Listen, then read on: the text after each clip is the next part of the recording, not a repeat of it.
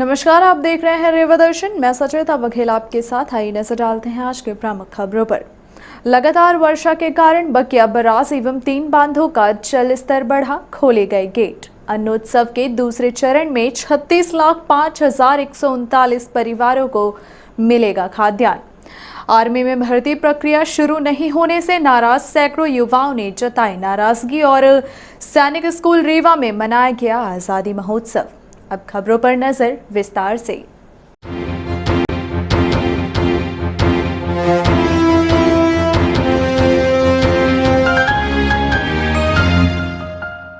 लगातार वर्षा के कारण बकिया बराज एवं 3 बांधों का जल स्तर बढ़ा, खोले गए गेट। रीवा जिले में पिछले 3 दिनों से रुक रुक कर मध्यम तथा भारी बारिश हो रही है। जिले में पिछले 3 दिनों में 100 मिलीमीटर से अधिक वर्षा दर्ज हुई है। लगातार वर्षा के कारण बकिया बराज सहित रीवा जिले के त्योथर क्षेत्र को प्रभावित करने वाले उत्तर प्रदेश के मेजा बांध अथवा सिरसी बांध का जल स्तर बढ़ गया है। इन बांधों में अतिरिक्त जल निकासी के लिए गेट खोले गए हैं। इस संबंध में अधीक्षक भू अभिलेख जीपी सोनी ने बताया कि बकिया बराज में अधिकतम जल स्तर 280.5 मीटर है। इसमें 11 अगस्त को प्रातः 8 बजे 269.7 मीटर जल स्तर था। इसके 8 गेट खोलकर 332.8 क्यूमेक पानी छोड़ा जा रहा है। बीहर बराज रीवा का अधिकतम जल स्तर 280 मीटर है। इसमें 278.8 मीटर जल भराव होने पर 4 गेट खोले गए हैं। इसमें 3,216 क्यूमेक पानी छोड़ा जा रहा है।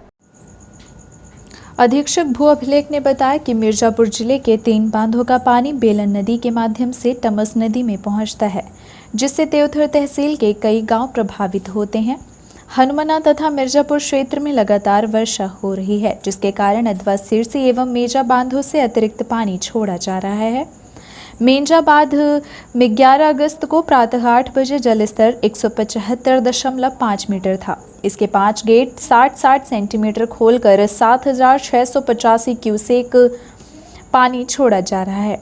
इस बांध का अधिकतम जलस्तर 178 मीटर है। अधवा बांध का अधिकतम जलस्तर 193.83 मीटर है। इसमें 191.35 मीटर जलस्तर होने पर 2 गेट खोलकर 3,390 क्यूसेक पानी छोड़ा जा रहा है। सिरसी बांध का अधिकतम जलस्तर 217.93 मीटर है। इसमें लगातार वर्षा के कारण 216.6 मीटर तक जल भराव होने के कारण 2 गेट 2-2 फुट खोलकर 1,728 क्यूसेक पानी छोड़ा जा रहा है। जिले की सभी नदियां खतरे के निशान से नीचे बह रही हैं। रीवा शहर में विक्रमपुल में बीहर नदी 291.4 मीटर तथा पटेहरा में टमस नदी 96.6 मीटर के जलस्तर पर है। डीही पुल में बेलन नदी का जलस्तर 109 मीटर है, जो खतरे के निशान से 1 मीटर नीचे है। अधीक्षक ने बताया कि बाण सागर बांध का अधिकतम जल स्तर 341.64 मीटर है। बांध में 11 अगस्त तक 336.43 मीटर तक जल भराव हो चुका था। इस बांध से अभी अतिरिक्त पानी निकालने के लिए गेट खोलने की आवश्यकता नहीं है। अन्नोत्सव के दूसरे चरण में 36,05,139 परिवारों को मिलेगा खाद्यान्न। निःशुल्क खाद्यान्न वितरण के लिए 81,000 थैले वितरित। प्रधानमंत्री गरीब कल्याण अन्न योजना के तहत पात्र राशन कार्ड धारियों को निःशुल्क खाद्यान्न का वितरण किया जा रहा है। इसके लिए प्रथम चरण में 7 अगस्त को उचित मूल्य दुकानों में अन्नोत्सव का आयोजन किया गया। रीवा जिले की सभी उचित मूल्य दुकानों में अन्नोत्सव का दूसरा चरण आयोजित किया जा रहा है।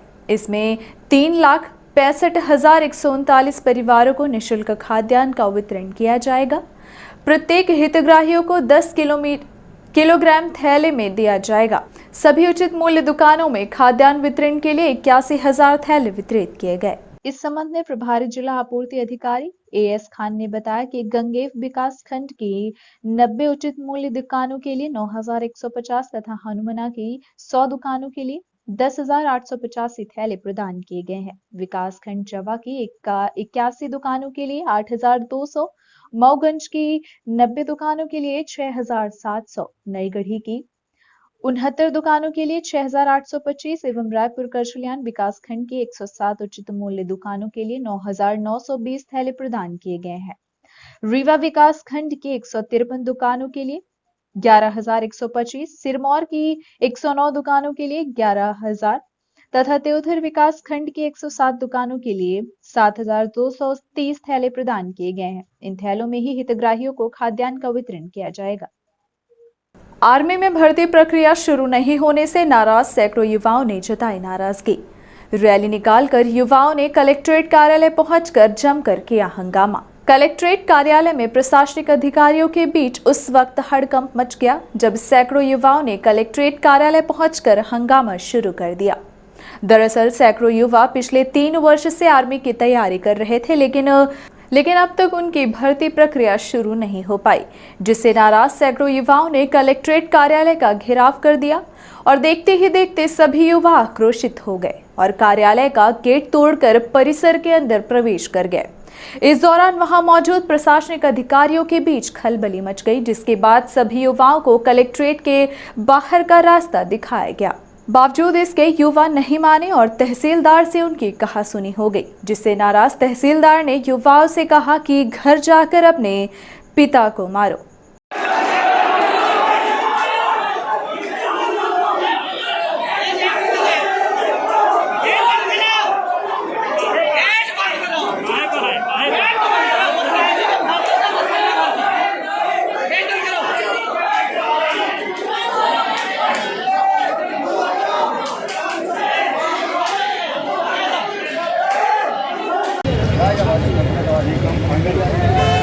सभी बच्चे हैं बेचारे।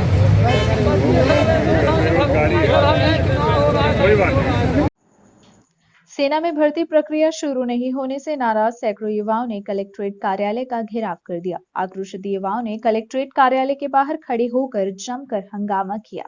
इतना ही नहीं, नाराज युवा कलेक्ट्रेट कार्यालय के गेट में लगा ताला तोड़कर परिसर के अंदर प्रवेश कर गए और धरना दे दिया। इस दौरान वहां पर मौजूद पुलिस व प्रशासनिक अधिकारियों के बीच हड़कंप मच गया।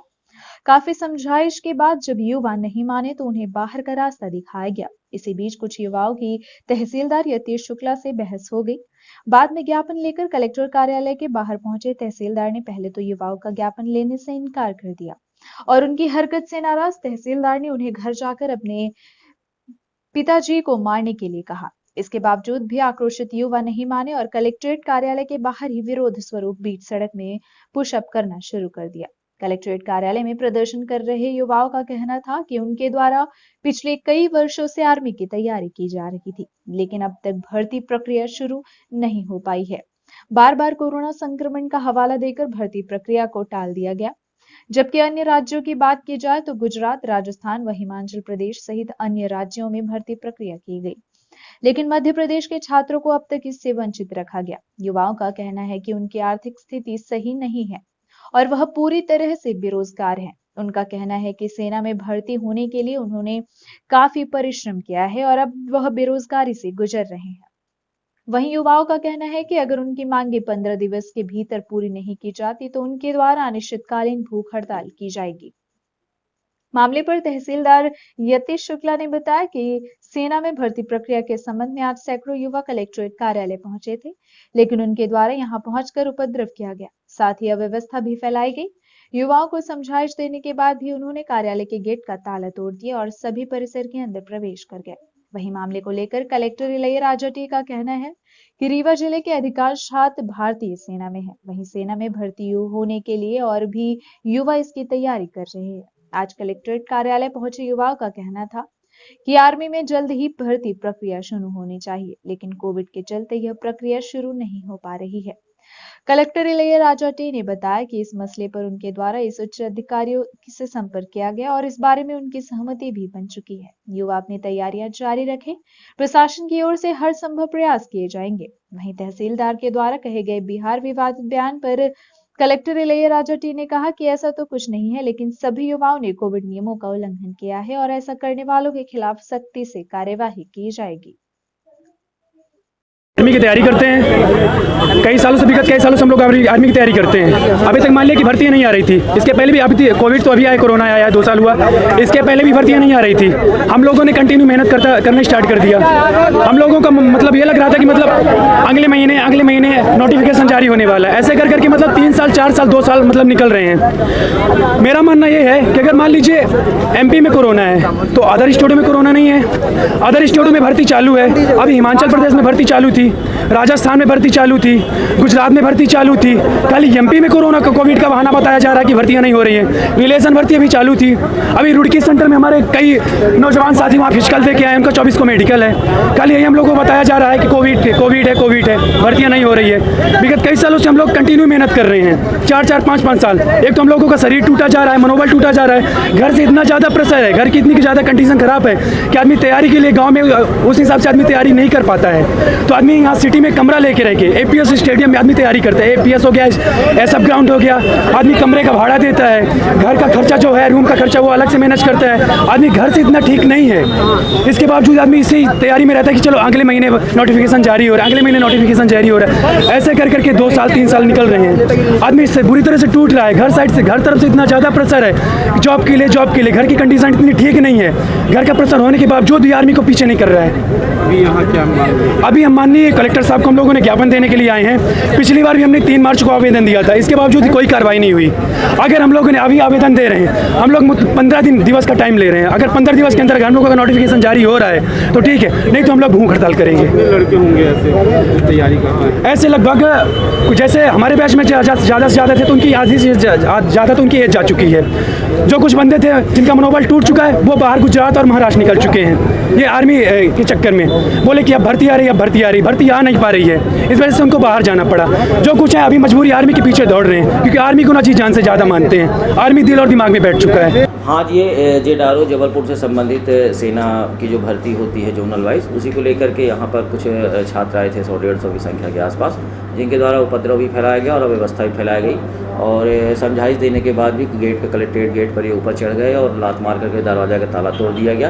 और कुछ हमारे जो गार्ड हैं उनको भी चोटें आई हैं। उसके बाद जाकर के कलेक्ट्रेट परिसर में जाकर वहाँ बैठ गए और नारेबाजी करने लगे, जिससे क्या व्यवस्था फैल गई थी। सामान्य जनमानस यहाँ अपने कलेक्ट्रेट में कार्य के लिए आता है, दैनिक अपने पेशियों के लिए भी यहाँ अधिवक्ता और जो वादी प्रतिवादी होते हैं वो भी आते रहते हैं, जिससे काफ़ी ज़्यादा व्यवस्था और अराजकता यहाँ फैल गई थी। मांगे क्या है? इनकी मांग यही है कि सेना की जो भर्ती होनी चाहिए प्रतिवर्ष, वो भर्ती मध्य प्रदेश स्तर पर नहीं हो पा रही है।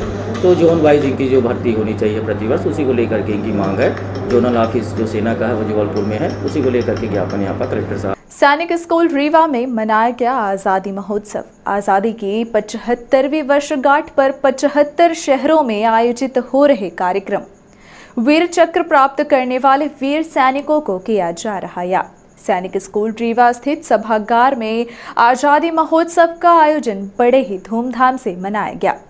भारत सरकार इस वर्ष मनाए जाने वाले 75वें स्वतंत्रता दिवस के अवसर पर 75 शहरों में कार्यक्रम का आयोजन किया गया।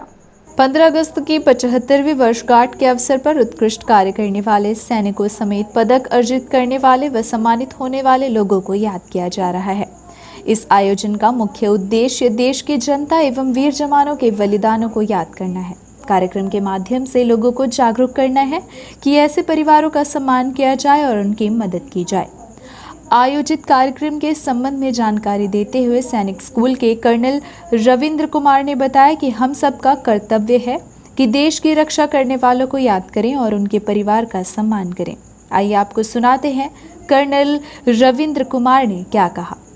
पहले भी बताया कि 75 साल की हमारी जो स्वतंत्रता दिवस आ रहा है, उसके उपलक्ष्य में भारतीय सरकार ने 75 अलग अलग विभिन्न शहरों में ऐसे समारोह आयोजन किए जा रहे हैं 15 अगस्त तक, जहां पर हम वीर नारी और हमारे बहादुर जो जवान जिनको लड़ाई में वीर चक्र या महावीर चक्र या शौर्य चक्र मिला है, उनको सम्मानित किया जाए, उनका आदर किया जाए।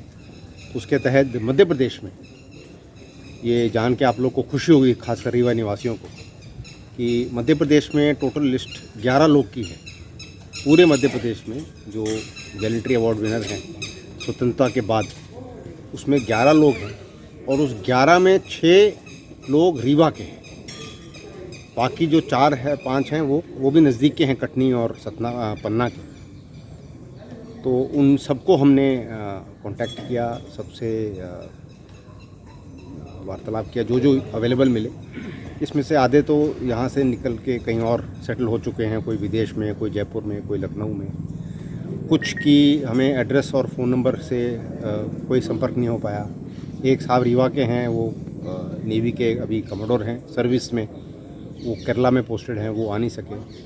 तो अंत में 3 लोग को हमने यहाँ पे इनवाइट किया जिन्होंने आने का हमें कमिटमेंट दिया था। जैसे कि नायक दीपक सिंह की पत्नी, नायक दीपक सिंह पोस्टमस हैं, उनकी पत्नी, और एक सिपाही सुखिंदर सिंह बघेल, उनके पिताजी आए थे, और एक और हवलदार आने थे कटनी के, लेकिन वो किसी लास्ट मिनट उनकी माता की तबीयत खराब थी तो वो नहीं आ पाए। तो 2 लोगों का हमने यहाँ पर ये समारोह आयोजन किया, और उनको ये विश्वास जताने के लिए कि हम सब नागरिक और भारत सरकार और भारत देश उनके साथ है, उनके सहयोग के लिए है, और उनको और भी किसी टाइप की मदद चाहिए तो हम लोग हमेशा अवेलेबल हैं। साथ ही हम ये भी सबको एक संदेश देना चाहते हैं पूरे नागरिकों को कि इस तरह का जो मोटिवेशन है, इस तरह का जो साहस किसी ने दिखाया है वीर चक्र। मुझे बहुत गर्व महसूस होता है कि मैं एक ऐसे इंसान की पत्नी हूँ जिन्होंने अपने देश के लिए अपनी जान कुर्बान कर दी।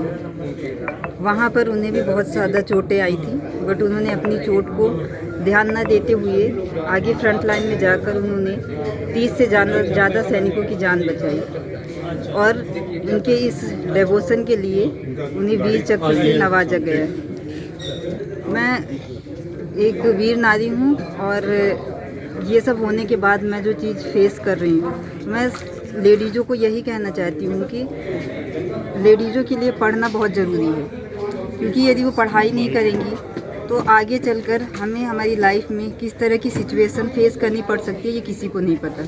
यदि हम एजुकेटेड रहेंगे तो हम सेल्फ डिपेंडेंट बन सकते हैं, किसी भी तरह की सिचुएशंस को हम हैंडल कर सकते हैं। इसलिए be strong and focus on your study.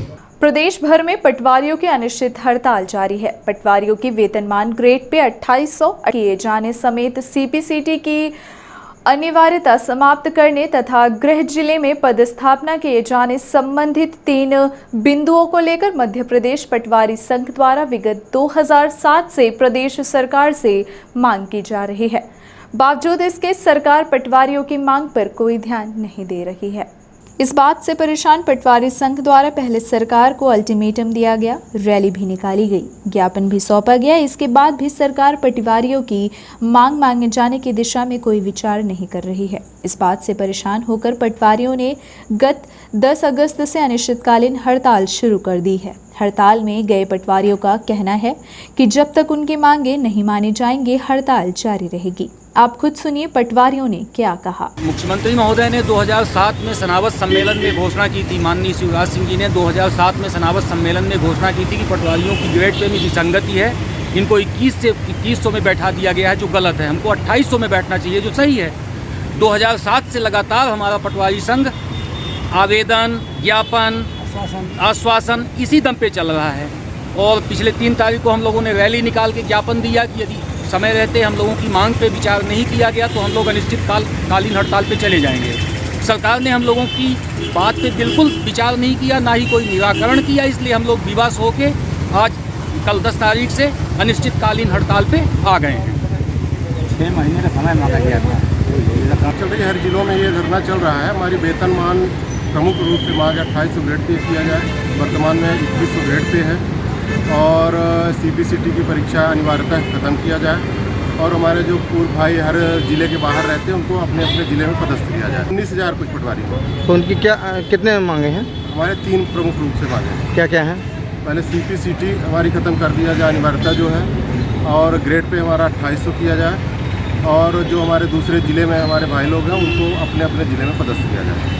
जिले भर में आवारा पशुओं की समस्या को लेकर पूर्व विधायक लक्ष्मण तिवारी ने की पत्रकार वार्ता। मऊगंज के पूर्व विधायक लक्ष्मण तिवारी ने अपने निज निवास पर एक पत्रकार वार्ता आयोजित कर समूचे प्रदेश में आवारा गोवंश की समस्या को लेकर चिंता जताई और कहा कि इस दुर्दशा से लोग परेशान हैं जो एक दशक से यह समस्या झेल रहे हैं। हिंसा करता हो अथवा उसके लिए मर मिटने का अपने मुद्दा रखता हो, ऐसे स्थिति में हमारा जब गोबर प्लांट लगेगा तो गौरक्षा होगी, एक्सीडेंट में बचत होगी, कहीं न कहीं एक्सीडेंट में कमी आएगी, बोनी का रकबा बढ़ेगा और गौ माता की रक्षा होगी और उससे उत्पादन होने वाले दूध से दही बनेगा, घी बनेगा, माठा बनेगा, अनेक प्रकार की दूध से उत्पन्न होने वाली वस्तुएं हमारे यहाँ तैयार होंगी और उससे हम उद्योग लगाएंगे। यहाँ तक कि गाय ही नहीं, वो गौवंश और भैंस इत्यादि के गोबर से हम खरीदी से हम गौवंश की भी रक्षा करने पड़ेंगे। और जब 5 रुपये किलो गोबर खरीदने लगेगी सरकार तो फिर हमारे वो बैल जो आवारा हैं, जो खेती को नष्ट कर रहे हैं, जो मारे मारे डंडों का शिकार हो रहे हैं लोगों के, वो उससे बचत हो जाएगी। अपने आप खुद में खुद हम घरों पर मवेशियों को बांध लेंगे और उससे लाभांश हो जाएगा। ये हमारा गोबर प्लांट का प्लान है और निश्चित रूप से इससे देश को मजबूती मिलेगी और सरकार को रेवेन्यू मिलेगा। और जो तथाकथित ढोंग रचने वाले लोग हिंदू मुस्लिम की बात करते हैं और हिंदू मुस्लिम की बात करके इस देश को कमज़ोर कर रहे हैं, उनको ये बताया जाएगा, सीख मिलेगी कि गौ माता, आपको हम गाय और भैंस में भी फर्क बताएंगे, ये नहीं बता पाएंगे जो तथाकथित चोला ओढ़े हैं। नेशनल लोक अदालत की तैयारी बैठक संपन्न। राज्य विधिक सेवा प्राधिकरण के तत्वावधान में जिला न्यायालय परिसर रीवा में 11 सितंबर को नेशनल लोक अदालत का आयोजन किया जाएगा। जिला एवं सत्र न्यायाधीश RC वार्ष्णेय के मार्गदर्शन में जिला विधिक सेवा प्राधिकरण द्वारा लोक अदालत का आयोजन किया जा रहा है। इसमें आपसी सुलह से लंबित प्रकरणों का निराकरण करने के लिए तैयारी बैठक आयोजित की गई। बैठक में बीमा दावा से संबंधित प्रकरणों पर भी विचार किया गया। बैठक में विशेष न्यायाधीश श्री उमेश पांडव ने विभिन्न बीमा कंपनी के पदाधिकारियों तथा अधिवक्ताओं के साथ बीमा प्रकरणों के निराकरण के संबंध में चर्चा की। बैठक में वाहन दुर्घटना के दावा प्रकरणों के निराकरण के निर्देश दिए गए। बैठक में अपर जिला न्यायाधीश श्री संजीव सिंघल, न्यायाधीश श्री मुकेश यादव, न्यायाधीश श्री उपेंद्र देशवाल, जिला विधिक सहायता अधिकारी अभय कुमार मिश्रा तथा विभिन्न बीमा कंपनियों के प्रतिनिधि उपस्थित रहे। ये थी आज की प्रमुख खबरें। आगे की खबरों के लिए बने रहे रीवा दर्शन के साथ। दीजिए हमें इजाजत। नमस्कार।